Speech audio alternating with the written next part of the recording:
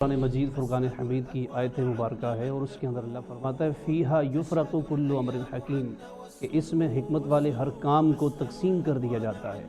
امام جلال الدین سیوطی رحمۃ اللہ تعالی علیہ آپ فرماتے ہیں کہ اس سے مراد وہ 15ویں شب ہے شعبان المعظم کی، کہ جس رات اللہ تعالیٰ غروب آفتاب کے ساتھ ہی اس آسمانی دنیا پر جلوہ گر ہو جاتا ہے اور طلوع فجر تک، صبح تک اللہ تعالیٰ کی رحمت یہ صدائیں دیتی ہے کوئی مانگنے والا، ہے کوئی مجھ سے رزق طلب کرنے والا، ہے کوئی مجھ سے عزت چاہنے والا، تو میں اس کی بخشش کر دوں۔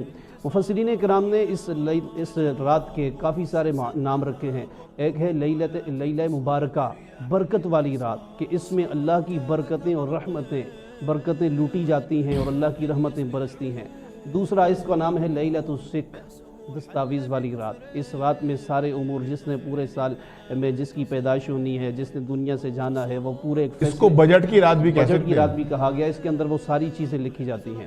اور اس کے بعد اس کو لیلہ رحمت بھی کہا گیا، لیلۃ الرحمہ، کہ رحمت والی رات۔ اس رات میں اللہ تعالیٰ اپنی رحمتوں کا، برکتوں کا نزول فرماتا ہے۔ اسی طرح اس کا نام لیلۃ البراءہ کہا گیا، چھٹکارے کی رات، دوزخ سے آزادی کی رات۔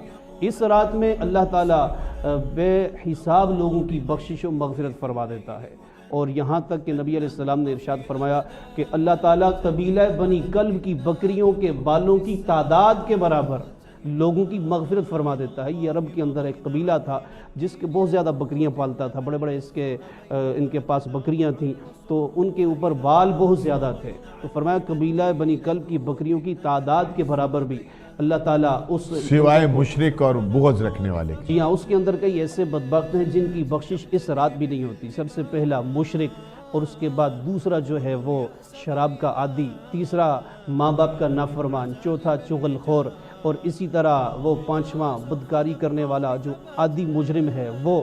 فرمایا کہ اگر یہ لوگ بھی اگر سچے جذبے سے وہ رات کے آنے سے پہلے معافی مانگ لیں، اللہ تعالیٰ ان کی بھی مغفرت فرما دیتا ہے۔